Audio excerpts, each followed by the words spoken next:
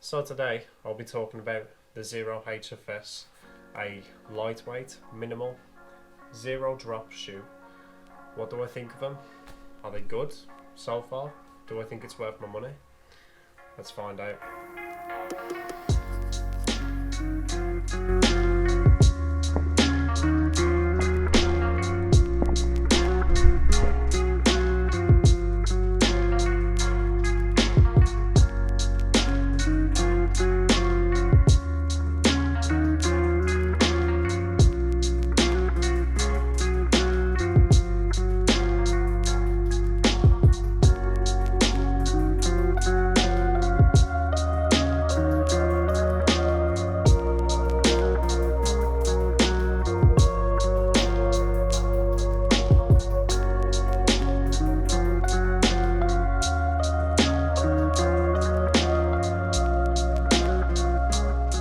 So the Xero HFS, what does the HFS stand for? I'm not really sure. It says on the website it could be highly flexible shoe, but it says a bunch of other different things too.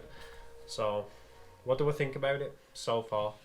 It's pretty lightweight, colour design, quite like it. I've done about 70 miles in it so far and it's holding up pretty well. It's fairly comfortable. Let's look at some key features. The tread underneath, it's like a tyre tread. Really liking that. No doubt that'll get worn down quite a bit over the coming months and potentially years, but unlikely. Colour design, I quite like the. It's quite nice to have a nice bright, silky, shiny shoe. It's a nice change from the usual dark coloured shoes I tend to get. It does have a removable sole, which I prefer to keep in. I quite like the minimalist shoes, but I don't want it to be straight to the ground. A key thing people always seem to mention about these shoes, these minimal shoes, is they can roll up and they're pretty flexible, but for me that's never really been a feature which I tend to look for, but I guess it's nice if you want to save some space in your suitcase. They're quite comfortable.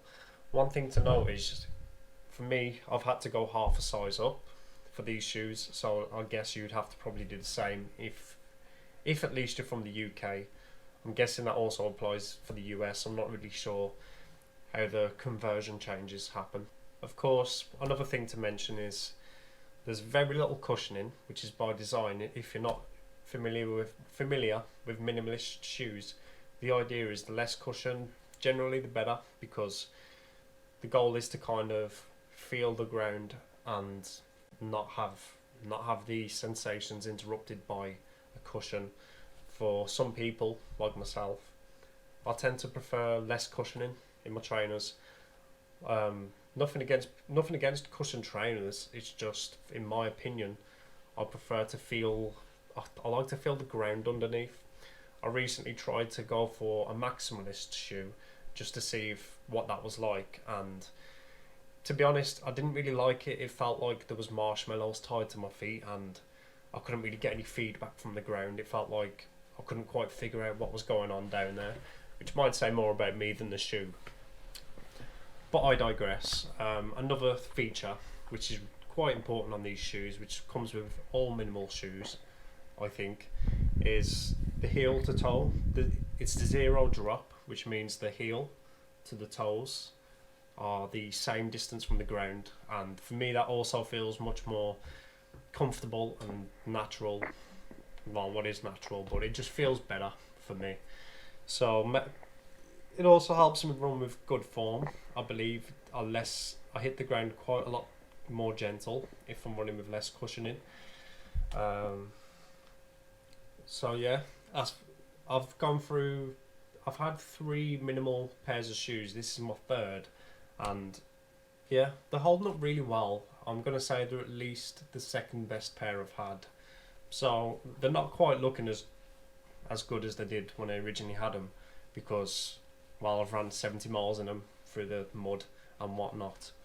Not mud, but there's been ice. They seem surprisingly grippy. Speaking of the tread, I've ran on ice, and obviously you can only have so much grip on ice no matter what you wear, but I didn't slip and they held up fairly well, so grip bonus point. Going half a size up, that's allowed me plenty of space. I'm normally a UK size 9, and 9.5's left me with a bit of space in the toes, which is good. So size plus. The only thing which I think maybe I could have done with is it being waterproof, but I think we have to get specific trainers for those purposes. Maybe this is designed for the sun. I'm not really sure.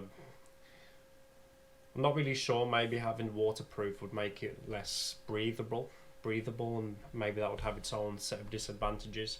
So, yeah, the only thing I would really change on this shoe is I wish it was waterproof, but I guess you could say that about every shoe that's not waterproof. Maybe there's some pros and maybe some cons to it.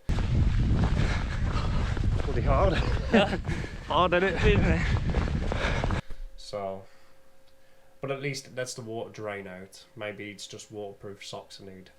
But still, one thing I don't like about the shoe is I would have liked it to be waterproof. But so I've been running in Xero shoes.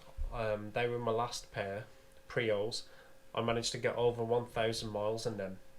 So I'm hoping I can potentially get plenty of miles in these too. What I'm going to do is give you my impressions after potentially 500 miles, maybe 1,000, depending on how they hold up. And I'll show you how they hold up. But yeah, my last pair of Xeros, Xero Prio, which are trail shoes, but I used them on the pavements quite a bit. Well, probably 99% of the time, to be honest. They held up really well. They lasted me over 1,000 miles, and it's strange because they have a 5,000. Xero shoes has a 5,000 mile sole warranty, I believe. I'll fact check that. Put it on the screen right now and see if it is still relevant. It's interesting. So that's all I have to say so far. They're holding up pretty well. Let's see how they go. 500 miles in, 1,000 miles in, and we'll go from there. If you want to see that, don't forget to like and subscribe. Cheers. See ya.